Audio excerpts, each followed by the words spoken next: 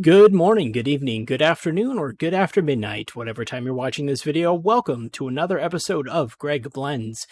And in today's video, we're going to do a little bit of a channel update. As you can see, it's been a few days since the last time I posted, maybe even like a week, right? It's been a little while, so I thought I'd explain what's going on with the channel. There won't be any blendering in this video. However, I think there's a lot of cool stuff in this video. So yes, this is a channel update video, but I'm also going to show off some cool things, some related to Blender, some related to other stuff. So if you like Blender and you just like cool things in general, I highly recommend you stay tuned. But also, I'm simultaneously releasing a Blender video where I make a bunch of assets for a game the same day as this video. So if you're watching this video, the other one should also be available. Without further ado, what happened? Where did I go? So if you recall, in some of the last videos that I did, I was basically asking, hey, if you guys have any work that you need done, I'm willing to freelance. If you know of any jobs, please hire me, etc. Because the pandemic hit, I lost my job, and I was broke. So I basically needed a job really bad, and I found one. And I actually really like it. I'm currently a full-time game developer using the Unity game engine. I have a great team that I really like, and the job gives me a lot of autonomy, which I also highly value. So when I got that job, I basically worked really hard at it for several months. I just gave it my all, kind of put all my hobbies aside, including Blender and YouTube, and just worked really hard. The cool thing is I do get to use Blender for work. I do get to sometimes make assets for my work projects, which is really cool because not only do I get to be the developer who writes the code, but also I get to make some of the 3D models. In fact, a lot of the 3D models for some of these games. So I'm really enjoying my work, and that kind of consumed me. But all work and no play makes Greg a dull boy. So eventually I did get back into my hobbies, but I like to do a lot of different things, not just Blender. And the first thing that I got sucked into was Snake Brew. Now this is a website that I'm currently building. As you can see, instead of lorem ipsum, I have cat ipsum here. But as you can also see, there's a bunch of classic game consoles here. And because I'm a developer, I've always found it really fun to kind of make things for old game systems. And in the past, I've done Game Boy and Game Boy Color. And I decided to basically see how far I could go. Which consoles could I actually write games for? And so I decided to make the game of Snake for every single console. Ambitious, yes, but that's what I decided to do. And this obviously, not a lot to do with Blender here, but it was a really fun project. I'm still working on it, actually. But if you were to go to the website right now, it is not live. There'll be a password there because I'm not done writing it yet, obviously, if there's Catsum Ipsum up here. But I do have a lot of cool stuff here. So the first one I decided to work on was Game Gear. I had previously done Game Boy and Game Boy Color, so I started with Game Gear. And I did, in fact, make this work. So I can just share the ROM with you here. So if we press Start, it's your basic game of Snake, except running on a Game Gear. I did add a couple cool features. So if you eat the apples, they will go right through your body and come out the other end, which will create playfield hazards. So it's a little bit different than your Nokia Snake, but let's get to this portal. And if you manage to beat the first 3 levels, you will have a boss battle, which I'll show you if I can get to it. I may probably speed up the footage here so that we could go straight to the battle, or maybe not. I'm just going to keep talking regardless. And so basically, I don't know, this took me like maybe 2 weeks to write. It's a completely scratch-written ROM, so it's not like a ROM hack or anything. I designed all the graphics and wrote all the code for it. This is using a library called DevKit SMS, which is really cool because it also works for the Sega Master System. Now here you can see, here is the boss battle. Basically, and immediately run into a wall because I'm trying to talk. The meme is no step on Snake, or, snake, right? So the boss battle is you have to dodge this giant foot, and he kind of telegraphs where he's going to be with his shadow, so he's not too hard to dodge, but if you collect all the apples while successfully dodging him, you go on to the next level, and then the level shrinks, and it gets harder because you have to get more apples, and the level shrinks. And the cool thing is, I actually got a Game Gear. I had one as a kid, but I don't have that. I don't know if my parents sold it or whatever, but I got one on eBay and I tested it, and it does actually work on real hardware. Of course, the Game Gear has a terrible screen, and it's very hard to film with a tripod. But here you can see the game that we just played in running on real hardware. And so I think that's super, super cool. Like, 2021 developing hardware or developing games for like hardware from 1994 or whatever it was. So that was one thing. And then because that library works for Sega Master System, I was able to make a version for that console. And then I did one for Sega Genesis. And the cool thing about Genesis is I actually used Blender to make some of the graphics. So this was made in Illustrator, this title screen. But if we press start, and then I'll just pause here. Like these little fence posts were rendered in Blender. This A button was rendered in Blender. And of course, the snake and the apples were as well. And I was trying to go for that kind of 90s aesthetic of like early CGI in, Nintendo games and Sega Genesis games. And so, I used Blender, and then I downsampled it heavily. And then I put a custom palette on it so it'd be compatible with Sega Genesis, and then encoded it for Sega Genesis and all that sort of stuff. So it's basically the same game, just running in higher resolution with better sprites and better sound effects. I have the sound muted because it's kind of distracting, but I was able to make a Sega Genesis game. And my goal with this is basically to make tutorials for all of this. So for this Game Gear one, I actually have the entire tutorial written. You could follow this from step 1 to step 16 and actually make a Game Gear game entirely from scratch that will work on real hardware. Same thing with Sega Master System, same thing with Sega Genesis, and same thing for Game Boy and Game Boy Color. I decided to nix the Atari 2600. I actually started doing some development for it, and it is insanely difficult. You have to write an assembler, which already is kind of difficult, but that doesn't bother me too much. I'm okay with assembler, but the problem with the Atari 2600 is that you only have like 128 bytes of RAM, not kilobytes, bytes. That's like 128 variables. Like, that's insane. So to try to make the game that I wanted, you have to be extremely good at assembler level optimizations. And that means doing a lot of really weird tricks, things that you wouldn't necessarily normally think about. Like, for example, if you keep adding to a variable, eventually it will overflow and go back to 0. But when it overflows, there's a bit set that said that it's gone back to 0. So instead of doing a loop that checks if something is greater than something else, you can just check if that bit is set, and that will save you like 5 bytes on the cartridge space. And like, you have to do all these really weird optimizations to save like every possible byte because you have so few of them. So while I would love to make an Atari 2600 game someday, I feel like for this project, it's probably not going to happen. Same thing with Nintendo DS and 3DS. They're not hard to develop for. I just think that they're too new, and I kind of wanted to go for like more of the retro feel. I may do them someday, but they're not a priority. If I do them, they're going to be the last ones that I do. So I have these 5 down, and I have these 5 to go, and I was able to compile code for them, even N64, which was really exciting. So I think that I could make the same game work on these as well. Then it's just a matter of finishing the actual tutorial components and write the actual instructions on how to build it. So that was one thing that, as soon as my hobbies kind of crept in after I got this new job, I fell in love with Homebrew, started doing a lot of Homebrew. So one thing I'm thinking about is maybe for the future of this channel, I could do some coverage on Homebrew development. So for example, if you look at my, metrics on YouTube or whatever, like Blender 1.0 was a huge success. This video has 140,000 views. Most of them have tens of thousands of views for the other ones. But then when it comes to like just general Blender stuff, like I really thought this Teenage Mutant Ninja Turtles one would do better, but it only got 700 views. That, okay.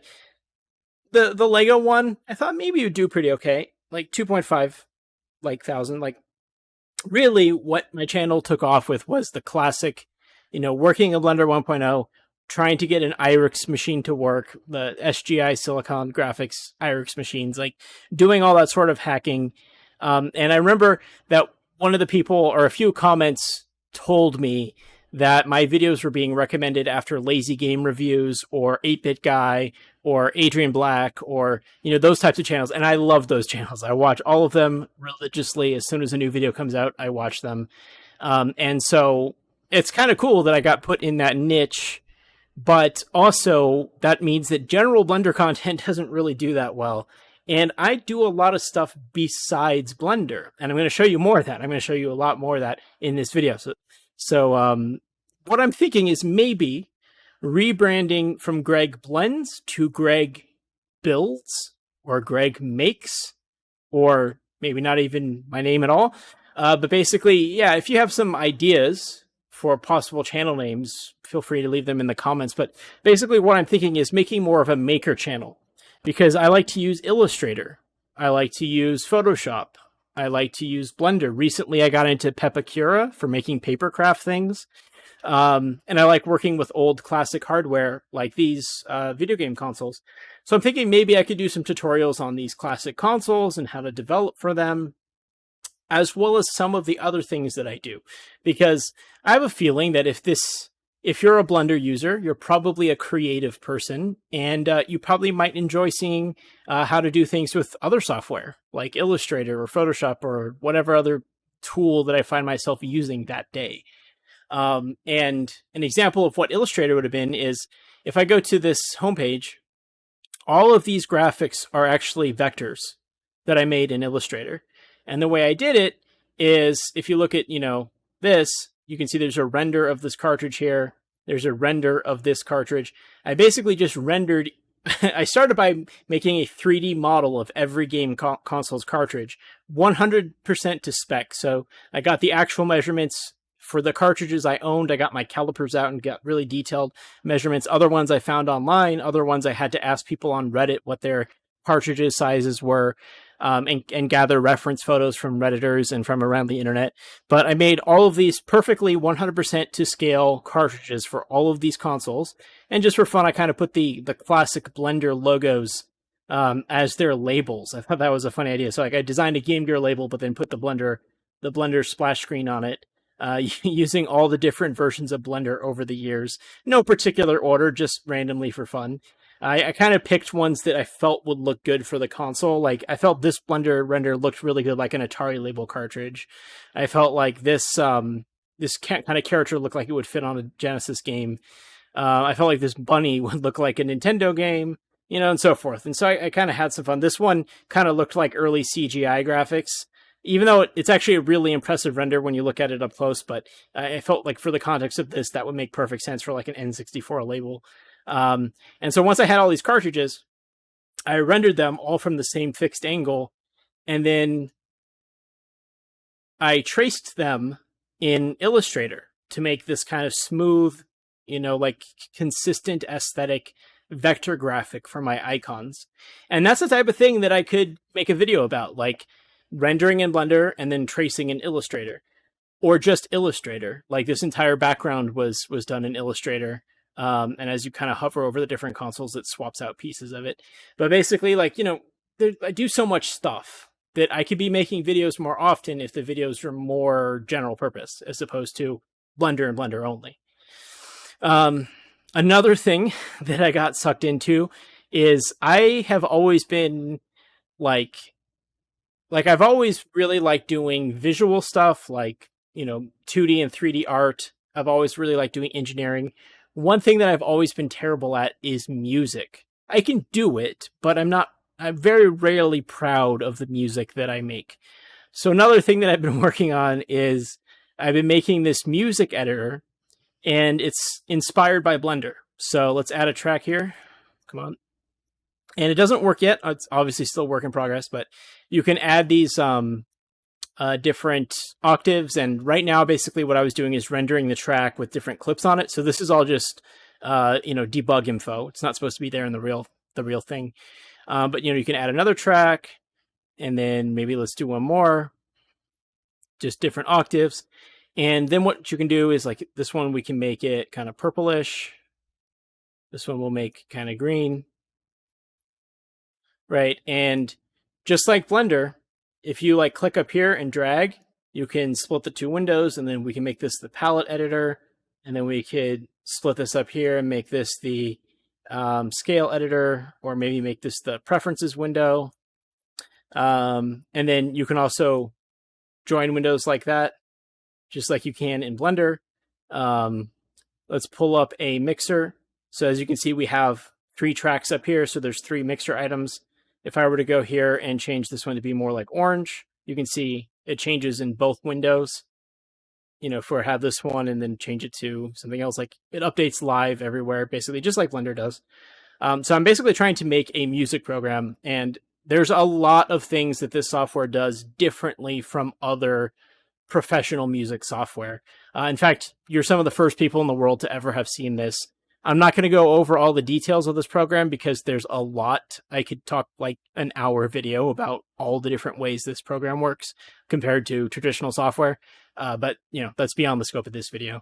But it's something that I come back to when I have free time, is work on this program. I don't know if I'll ever finish it. It's just one of those things where I've been working on it for many years. The progress is slow. I only work on it when I feel inspired, which comes and goes, because I've never been that good at music. And while I want this program to actually work and exist, because I don't focus that much on music, I also don't get inspired to work on it that often. But I did recently start working on it again and made a lot of progress on it. But I thought I'd share that with you because, you know, it has a lot of Blender isms built into it, which I'm pretty proud about. And then the last thing that I'll share with you before I leave you is I got to work with one of my favorite graffiti artists of all time. So this guy, his name is Giraffe. He goes by Long Neck for Life, and he paints these giraffes all around the San Francisco Bay Area. And he is prolific. He's done hundreds of them, and I've actually found hundreds of them. If I pull up my website here and go to Urban Exploring Articles, here we have, at this time, I had found 150 of his pieces, but I've since then found more. I've personally visited, like, where's the... yeah, it's 180 now. And so, like, these are all pictures that I took of his artwork in underground tunnels, in abandoned places, skate parks, on buildings, on signs, on train cars, on literally everywhere. I found over 180 of these giraffes. In this case, you can only see just the barely tip top of the ear and the ossicone. But yeah, so he's one of my favorite graffiti artists, and I got an opportunity to work with him. And I basically made a 3D version of his character in Blender. But I obviously couldn't share that because I was doing it for him, and I'd have to wait for him to share it. I really wanted to kind of do the process on my channel, but you know, I didn't record it or anything because I didn't know if that would have been appropriate. Generally speaking, if it's work for a client, even if it's a friend, I don't want to share that stuff. So I basically waited for him to publicly post it. But what I did is I made a little copy of the Pixar intro, and Instagram is being stupid. There we go. And so, you know, I don't consider myself a professional animator. I can rig and I can animate, but of my skills, I'm very strong at engineering and very strong at 3D modeling. But rigging and animation, I'm like, I don't know, somewhere between beginner and intermediate. But I can do it, and I do enjoy it. So, like, if I get the opportunity to do animation, I will. I have done it for some jobs in the past, which, not for big parts of things, but, like, I have done it for jobs, and it was really fun being able to animate professionally. But it's still a skill that I always just work on when I have the free time. And so I was really excited to be able to do this this work for one of my favorite graffiti artists. And, you know, like, there's eye tracking. You can see the eyes are tracking a target. I did the blend shapes for the ears and the eyebrows and, you know, the smile and stuff. I rigged the neck with bones. And if you were to view this on Instagram, I guess there's the URL up there, there is sound. I took the Pixar sound for the lamp and I kind of edited it so it sounded less metallic. because the Pixar sounds very metallic, like the lamp is bouncing around and it's got springs and stuff on it. But yeah, so I adjusted the sound, but it does sound really good. And this was rendered in cycles, 1080 by 1080. I don't remember the sample count, but it was a lot. But I actually used a render farm for this because I couldn't get it to look that good in Eevee. I wanted it to have the extra quality of ray tracing. I love Eevee. I think Eevee is super cool, but I still think Cycles is ultimately better, especially for certain things. So yeah, I used Cycles, it was like $17 to render this, but I mean, it was worth it because otherwise I would have had to not used my PC for like a week. Basically, like I have to use my computer for work, but then as soon as work's over, I'd have to start rendering for like basically 5 days, which I wasn't going to do. So the rendering was really cool. Not a sponsor. I don't know if I mentioned it, who I used. I think I used Render Street, but yeah, it was really cool. Like I uploaded the file and it took like 2 hours and then I had all my images versus what it would have been, which would have been like, I don't know, like 40 hours of rendering or something like that if I had done it on my own machine. Because the thing that's cool about Render Street is that they actually split your job up to like every frame is on a different virtual machine or whatever. So like it happens quicker because all the frames are happening in parallel. So on your computer, even if you have like a 3090 or whatever, you can still only do one frame at a time. But with the render farm, you can do multiple frames in parallel. So it was really, really cool. But yeah, not a sponsor. But yeah, this is, you can see, yeah, he's calling out my website and Greg Blends. So in a nutshell, I've rambled on about things I've been doing for the past 9 months. And that's kind of like the update of what I'm thinking about. I'm thinking maybe making this channel more generic, but still creative and like, you know, digital art focused, or maybe just creativity with computers, if that's a thing. Like, for example, like if I were to do tutorials on programming, they would be programming tutorials, but I would try to make them very approachable for anybody who's interested. Even if you're not interested in making games, you might be interested in seeing how these consoles work under the hood, because it's actually really interesting. There's a lot of limitations you have to work around, but also just seeing how these things work, I think was, for me, a lot of the fun of writing these ROMs is seeing how these systems were built internally and how, as a programmer, you can interact with them and like make them do things. So I really enjoy this stuff. So, you know, maybe programming is not your thing, but maybe you just like to see how programs are written for these. So I'm thinking maybe doing some tutorials for classic consoles, which that doesn't fit Blender. So I might have to rebrand this. If you guys have any ideas about what that could be, let me know. But that's my channel update in a nutshell. I've basically been busy with work, busy with life, and busy with just other fun hobbies. And if I want to share those hobbies with you, not all of them are going to be Blender. And that's kind of where I wanted to go with this channel update video. I will still do Blender, for sure. I will probably do many more Blender videos. In fact, if you're watching this video, I've also uploaded a second video, which is just Blender. It's me making some assets for a game that I'm working on. And I'll talk more about that game in that video. And I'm thinking about doing more Blender videos in that style. So, for example, yeah, I should probably talk about this. So, recording tutorials is fun, but it requires a lot of editing, and it's not necessarily what I want to do with my free time. I want to work on cool stuff, and I want to share that cool stuff.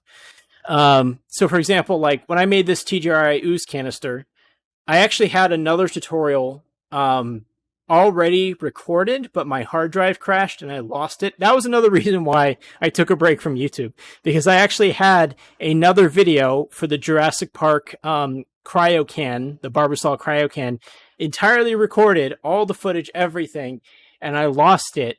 And I was like, okay, I guess I have to record that again now. And then I just never got around to it because, you know, my job started and I got busy with job, and then, you know, but basically, I was really bummed out about having a video basically ready to go and losing it. Luckily, I didn't lose too much of anything else that was important, but that video was on a drive that was really old, but it had free space on it, so I was using it. But, you know, these, like, it's a lot of work to do a tutorial, and if it's only 700 views, I'd rather just do more interesting things that hopefully you would find interesting. However, I am going to be working on a pretty big Blender project, like a game, basically, that requires a lot of assets. So, like I said, there's going to be another video uploaded the same day as this one where I make some assets for that game. And I already recorded the footage, and it's 2 hours of footage. Now, I don't think you're going to want to just watch 2 hours of footage. That would be like a live stream, right? But I didn't record any commentary for it. It was just me working in Blender. When I work in Blender, I like to have like podcasts on in the background, or YouTube videos, or listen to music, or there's usually something going on. And so, yeah, I recorded 2 hours of footage, but I didn't narrate it because I was listening to a podcast. So that content wouldn't really work for YouTube.